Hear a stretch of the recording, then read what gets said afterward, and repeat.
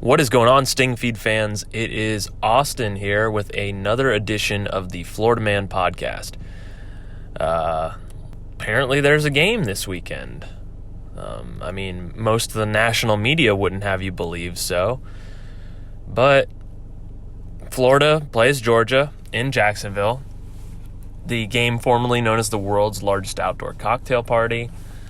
Now simply the Florida-Georgia, Georgia-Florida, whichever one you prefer. And honestly, coming into this game, it feels like, at least on the Florida side of things, that this is, it has the feel of being probably the least winnable game since 2017, coming into it. I don't think that's anything crazy. If you look at 2018, 2019, and even 2020, to a slightly lesser extent, there was no, Georgia's going to come in here and blow the doors off of Florida. In 18 and 19, coming into that game, Florida was playing much better football than Georgia was. Well, we ended up losing those games. 2018, Georgia kind of pulled away late.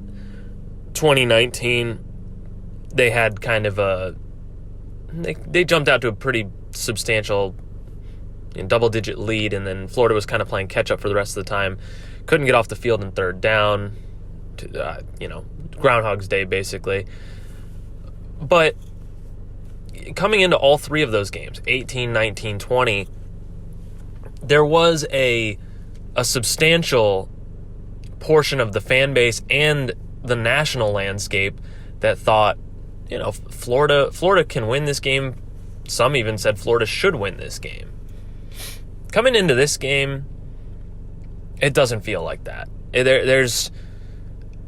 I would call it there's a razor thin path to victory, and we'll discuss that path. There's several things that need to happen in this game for Florida to end up taking home a victory.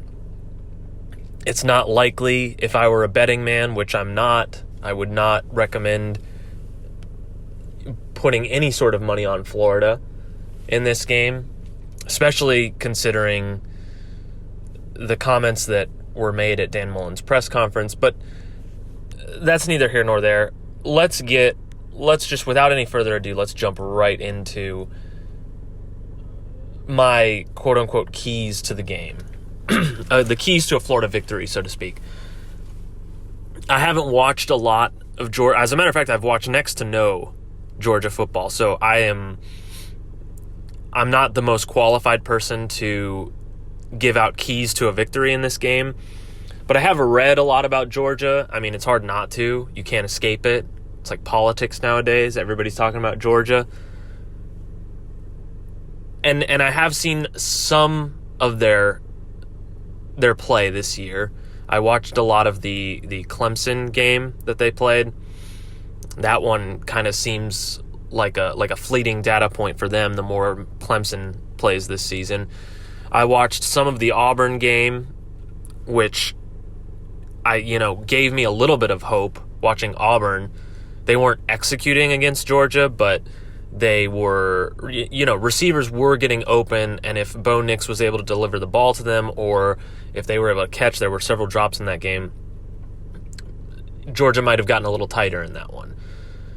But we'll discuss that more later. I guess the very first key to this game to create sort of a path to victory for Florida, first and foremost, and I'm going to sound like a broken record here, Anthony Richardson needs to start in this football game. And I mentioned this last week that you should not, under any circumstances, trust a Dan Mullen press conference. Don't take anything away from a Dan Mullen press conference. Don't glean anything from it. What did he say? I'm recording this on Tuesday. What did he say yesterday in his press conference? Both quarterbacks will play. We have two healthy quarterbacks, et cetera, et cetera. Don't waste your time putting stock in a Dan Mullen press conference. Until It's Saturday at 3:40, because CBS takes their sweet time starting the game. Saturday around 3:40. We're not going to know who the starting quarterback is. And he made another comment about, it's not about who starts, it's about who finishes. So what does that mean? Does that mean Emory and AR are going to be on the field at the same time, a la Jacoby Brissett and Jeff Driscoll in 2012? They did it in the Cotton Bowl a few times. Personally speaking, I don't want to see any of that. I want to see Anthony Richardson get 100% of the snaps in this game. Because again, if we're talking about crafting a path to victory here, it starts with who's under center. I said it last week. If 5 is the starting quarterback in this game, watch the game, support the players and stuff. But if you're turning the game on thinking, let's see what happens, I can tell you what happens. Georgia's going to win, and they're going to blow the doors off of us. They're going to win handily. We'll start to break down a little bit more why having AR in the game is better than having Emory Jones. And I guess we'll get into it right now. So with Anthony Richardson at the helm, we can attack Georgia's weakest part of their defense.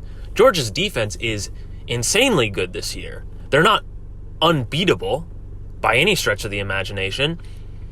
Their back end is a little susceptible to leaving receivers open. Now, sometimes that's a moot point because their pass rush is so good and their front seven is so good.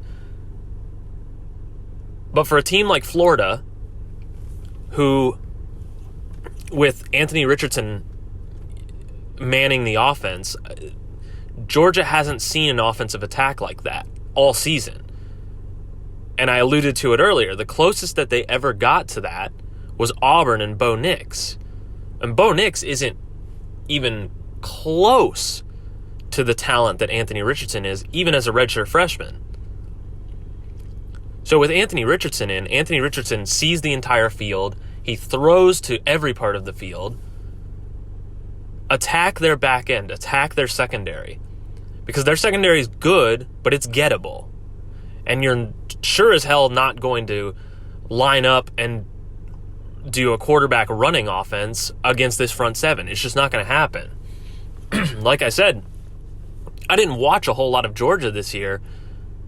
Jordan Davis is a mountain of a man in the middle of that defense.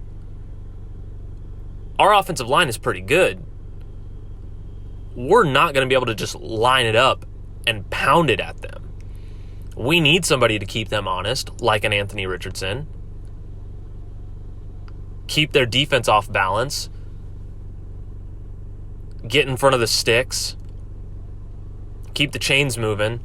Explosive plays. These are all keys to the game, and they're all possible with one quarterback over another. Emory Jones is not the answer here. And I have to think that Dan Mullen sees that. And he knows his best chance to win this game is not to have Emory play the read option game and make one read throws. It's get Anthony Richardson in there and see if he can dissect this defense the way that he did LSU. Completely different animal here. LSU is not Georgia. This Georgia defense has a chance to be historic. But again, on tape, from what I've read, what I've heard, they're gettable. So Anthony Richardson needs to start this game. Again, at the risk of sounding like a broken record, that's top of my list of keys to victory. If he's not there, that's the foundation. If he's not there, you don't have anything to build your house on, to build your path to victory. Anthony Richardson has got to start. He needs to. Because if he doesn't start, the rest of the stuff I say after this, it's a complete non-factor. You might as well just turn the podcast off. But anyway, get Anthony Richardson in the game. maybe catch Georgia off guard a little bit. Now, this is highly unlikely, and I won't spend too much time talking about it. This is a rivalry game, so you're not catching anybody off guard, especially not Georgia, who we beat pretty soundly last year. Florida took it to Georgia. I'm sure that they're still smarting after last season's game, where we just abused them with the wheel route coming out of the backfield and tight ends, and Kyle Trask just had a second quarter for the ages. There's a very slim chance that Georgia is going to come out sloppy in this game or not hyper-focused. But Florida is 4-3. They're unranked. The last game that's on tape of them playing is against LSU, where LSU just lined up and guard tackle countered us to death. There's no chance that Georgia comes out in this game and is flat, but there might be a possibility that they take us lightly. Who knows? Again, that's a very minor key, but it's worth talking about. It's worth at least saying, okay, well, if this happens, that's an extra little brick that you can lay on your path to victory. Now, something that I noticed watching Stetson Bennett play last year, and I assume he's gotten a little bit better about this, but you have to pressure him, obviously. Pressure him up the middle. He's a small guy. He's not overly mobile. If you bring A-gap pressure against Stetson Bennett, specifically A-gap pressure, Todd Grantham loves to get exotic with his blitzes. He loves bringing guys off the corner. We saw that last year. He loves bringing guys down. He loves backing defensive ends off. We saw that in the Alabama game, the potentially game-sealing interception that Brenton Cox dropped, where he took a step towards the line, faked like he was going to rush and stepped back. Don't get cute, okay? I think Jeremiah Moon could be a key player in this game because he's played enough of that Mike middle linebacker spot, but he's also a pass rusher at heart. Line him up at Mike and then send him straight up the middle. Gervon Dexter's been drawing double and triple teams this year. Bring the pressure up the middle. Have Stetson Bennett not be able to identify it quick enough. That's when you force him into making mistakes. Now, that's if Stetson Bennett plays. If JT Daniels plays, maybe it's similar. Maybe your path to victory on defense is to bring pressure up the A-gap with him. He's not a particularly mobile guy, but he's got a better arm. He's a better overall quarterback. But keep your eye on that. A-gap pressure, specifically with Jeremiah Moon. Disguise it so that they don't know where the pressure's coming from, but don't get exotic with it. Obviously, it's coming up the A-gap. Who's the guy? Who's the guy that's going to rush? Who's the guy that's going to back? Tyrone Hopper is a freak of an athlete. I think he could be another player like a Jeremiah Moon playing at Mike, middle linebacker, where you either bring him or you drop him. Regardless, the A-gap needs to be exploited. Another key that I think we need to look at, and we saw this last year. Now, granted, it wasn't coming off of a bye week, but Dan Mullen has now had 2 weeks to identify a weakness in this Georgia defense. Now, I already mentioned what I think is the weakness. I'm not getting paid millions of dollars to drop a game plan. Dan Mullen had a bye week, coming off a loss to LSU. This game, I'm sure, was circled on the calendar at the beginning of the year. Guys like Zachary Carter have talked about how much this game means to them. Dan Mullen is one of the best X's and O's guys in the country. We talk about his lack of recruiting, and we'll get to that later.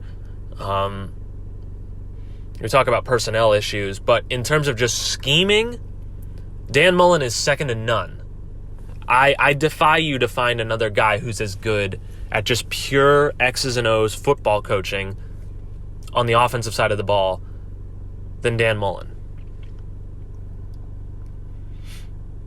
He's the type of play caller who can identify weaknesses and exploit them. Again, go back to last year, 2020 against Georgia. The wheel route was something that he saw on film that he thought he could take advantage of, and it was pretty much the key to the game last year. The running backs caught something like 200 yards. They were accounted for almost half of our passing yards last year against Georgia on a very, a simple concept, something that's been around for a long time, the running back wheel route. Georgia could not stop it. I'm pretty sure Georgia, and I think they probably even put it on tape, that they can stop a wheel route now. They know. So Dan Mullen's going to have to think of something else, but he's the type of guy who can do that. He did it last year against Bama in the SEC championship game. He was able to exploit their defense to the tune of 46 points. He did it again this year. The speed option with Emory, the tight ends. He saw something on tape and he said, okay, well, this is something that we can do. This is something that we can exploit, take advantage, identify the weaknesses in the team, go out there and execute. Dan Mullen has had 2 weeks to do that. Let's see if he's as good of a play caller as he's shown. But all of that is to say that, and I've mentioned this before, Georgia's strength is in the front seven. So it doesn't matter what kind of scheming you do.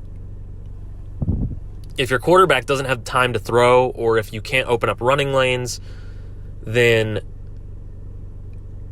you're going to have some problems.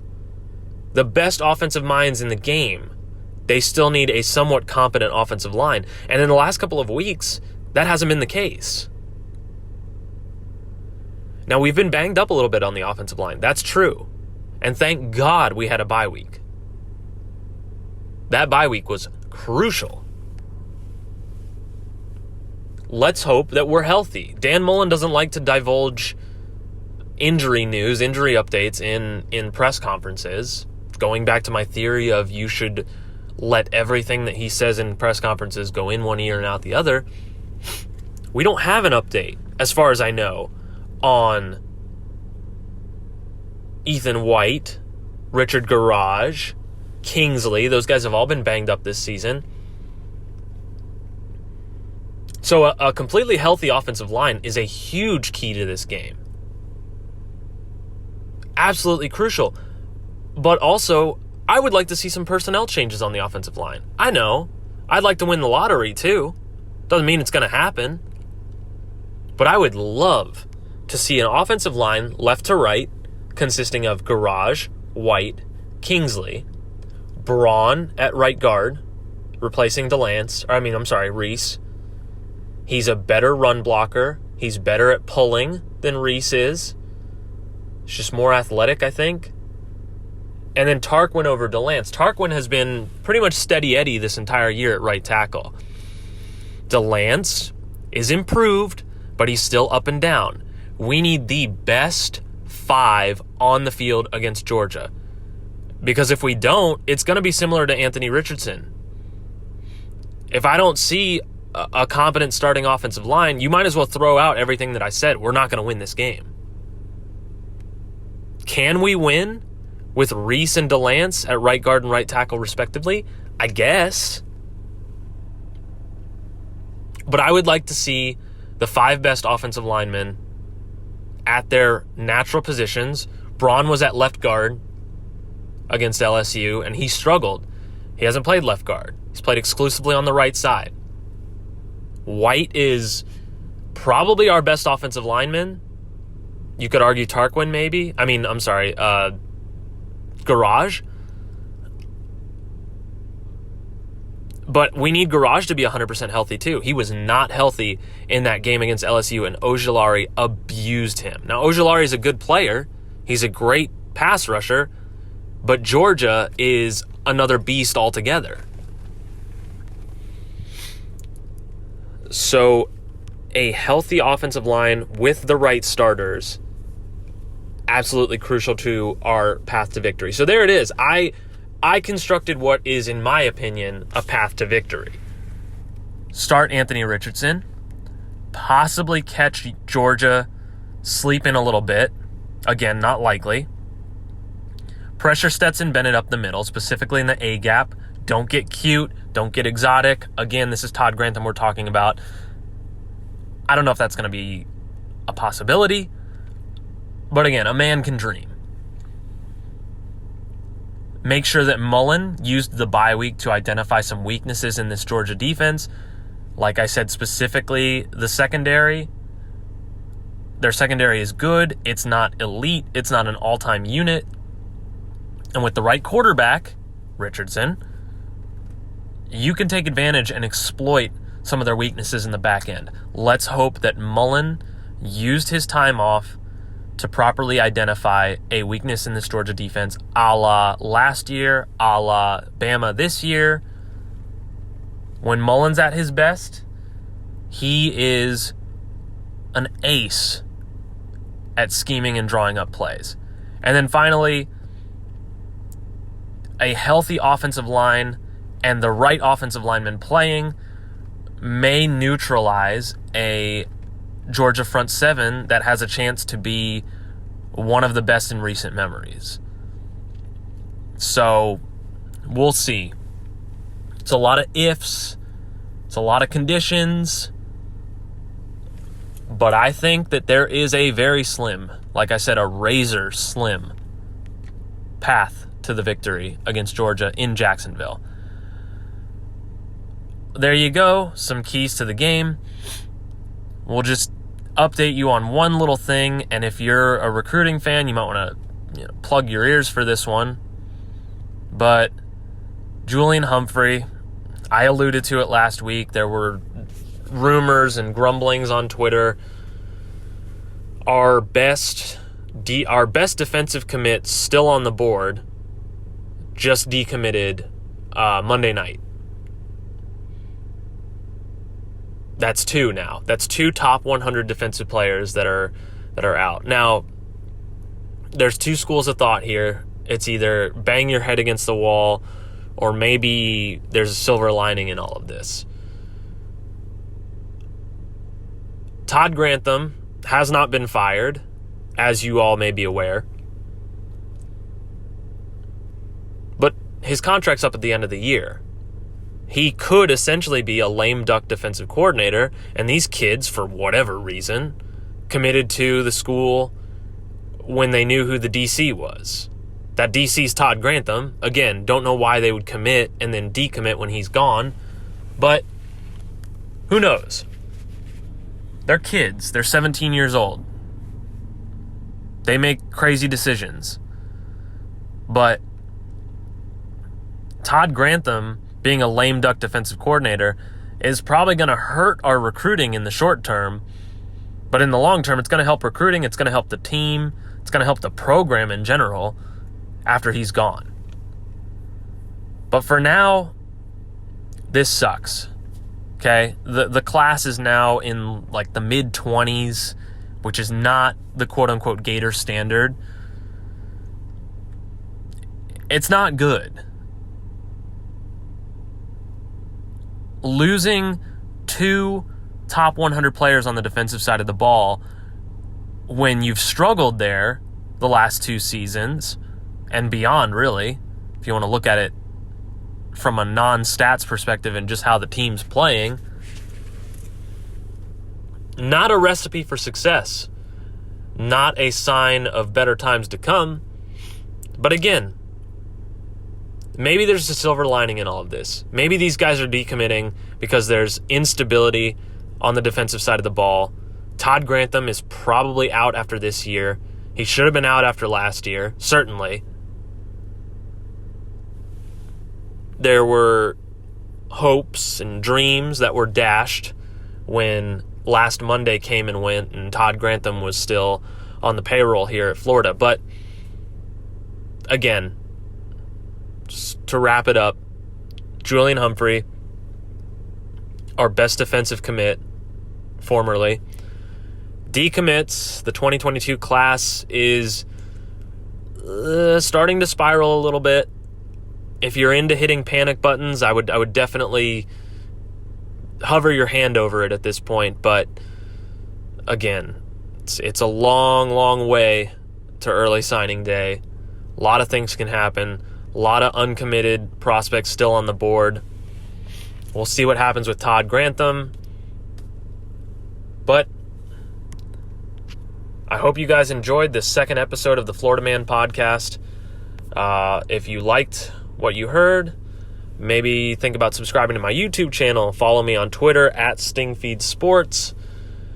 I have been Austin. This has been the Florida Man podcast, previewing the Georgia game, getting you caught up on what's happening on the recruiting trail, and I hope to see you guys next time.